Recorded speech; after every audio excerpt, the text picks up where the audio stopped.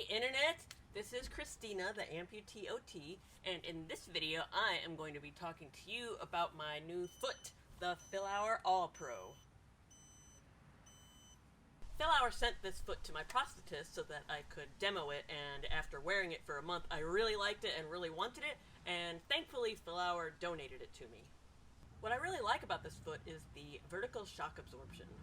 You can see the vertical shock in action here when I am walking up the stairs. A lot of the other feet that I've worn kind of feel like bricks compared to this foot. This foot is more like a running blade that has a foot on it. So it's very suitable for active users, for sports, for running, and for jogging, as well as just everyday activities. I can stand in my kitchen and cook with it just as well as I can hike through the woods with it.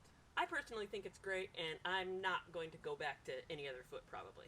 Okay, so I have actually already gotten some modifications, sort of, done to this foot. So you'll notice when I sit down on the ground, the C curve of the foot is resting on the ground. And this, for me, is an issue because I sit on the ground all the time. And so my prosthetist added this little pad to the back of it to make sure I don't wear out the foot prematurely, which I definitely would do if that pad were not there. Okay, let's take a closer look at this foot. This one is not actually mine. You can tell because there's no pad at the back, but it's the same foot, it's the same category and everything. It's the same size. This thing is the Pro cover. So the Pro cover is really nice because if you're doing things in water, the water just runs straight out of it because there's a big slot in the bottom of it. And you can actually take this cover off, which is really nice if you need to clean the foot, like if you're doing things running around in the woods and you're getting it all dusty and dirty. Here's what it looks like without any type of cover on it.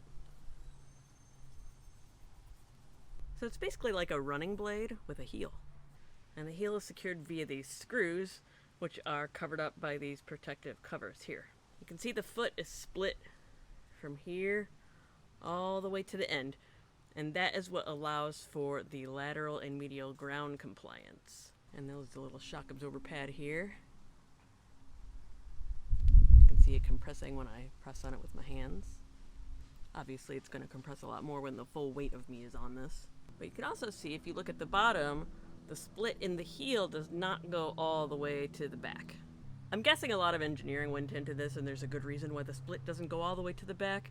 Probably to keep these two blades from being completely and totally independent of each other, because then that would probably weaken them, as, you know, it's only half as thick here as opposed to the thickness of the whole thing, so it gives it additional strength by connecting them at the back. Another thing I really appreciate about this foot is that in its simplicity, it doesn't weigh a whole lot.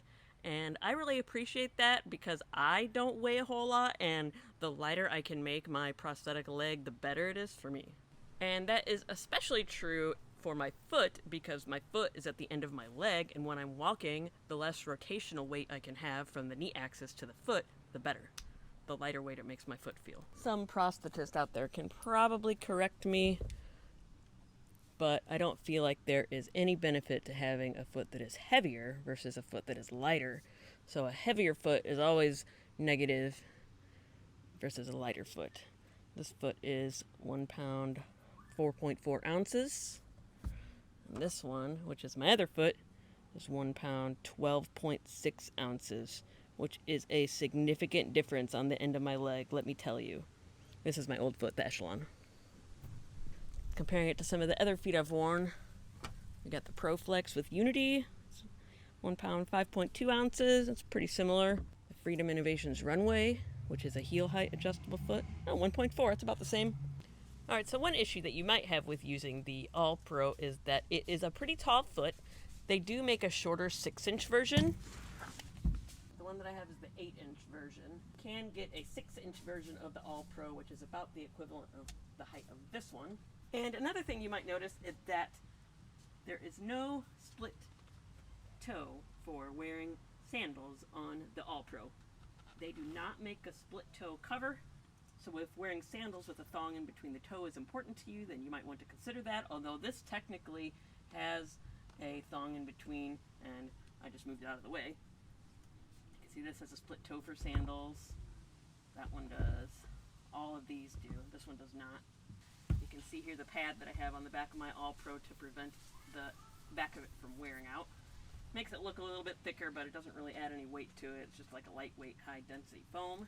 So you've got two options for covers. You have the normal cosmetic foot cover that looks sort of like a realistic foot, but not really. And then you have the black all-pro cover, which does not look anything like a real foot and can actually be used for either the left or the right, which is fine if you're wearing regular shoes, but if you're wearing sandals, honestly, it looks a little bit awkward. It looks a little bit weird because it doesn't have the angled toes. But that's okay. If you're concerned about awkward lookingness, then you can wear this cover. You can see it doesn't really look weird when it's in a regular shoe. It just looks weird when it's in a sandal. If you're really hell-bent on wearing split-toe shoes, it might work anyway.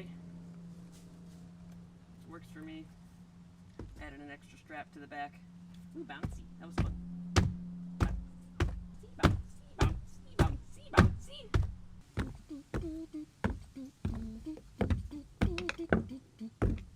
I would definitely recommend getting the Pro cover if you are swimming with this foot, because the water just drains out of it, unlike the other foot, which water can tend to collect in it, and you have to turn it upside down to dump it out and clean it out. So, do I recommend the All Pro foot? Yes, I definitely do. I love this foot. It is very much ideal for me and my needs. I love the smooth rollover, the dynamic response of it, the ground compliance. I like the way it looks. I think it looks amazing and awesome. It's got a really sporty sort of running blade feel to it, which I really appreciate and think looks cool. Before I actually got this foot, I thought that this little C curve back here would be an issue with going downstairs, because I thought that it would bump onto the previous stair and cause you to maybe lose your balance or something, but I actually found that it doesn't do that at all. But if you're a person like me who likes to sit on the ground all the time, I would definitely recommend adding a pad to the back of the C curve so that you don't prematurely wear out your foot. The regular foot cover looks great wearing sandals. The Pro cover foot looks a little awkward wearing sandals, but it looks fine in shoes. Okay, so here are some potential downsides or things to think about if you're considering a foot that is like this. If you're not a very active user and don't have a very strong residual limb, then this foot might not be appropriate for you. Because it deflects so much, it might put you off balance and be hard to control. More stable feet might be better for you depending upon your activity level and your strength in your residual limbs. A lot of people come to the comments on my YouTube channel, or they ask me in a DM and they say, Christina, tell me what is the best foot for me? And the answer is, I don't know. For example, you might not have enough clearance under your residual limb to even put this foot. It's pretty tall.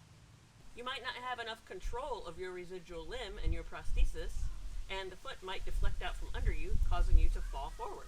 A lot of deflection and shock absorption in a foot might mean that it's not appropriate for a particular person because they don't have the strength to control that foot. Or maybe you really want to wear different types of shoes with different heel heights, and this foot is really not very suitable for that. Or you might be concerned with cosmetics, and this foot is really not conducive to putting a cosmetic cover on your prosthetic leg because it's just not the right shape for it. But if you're an active and strong user of your prosthetic leg, then this foot might be the one for you.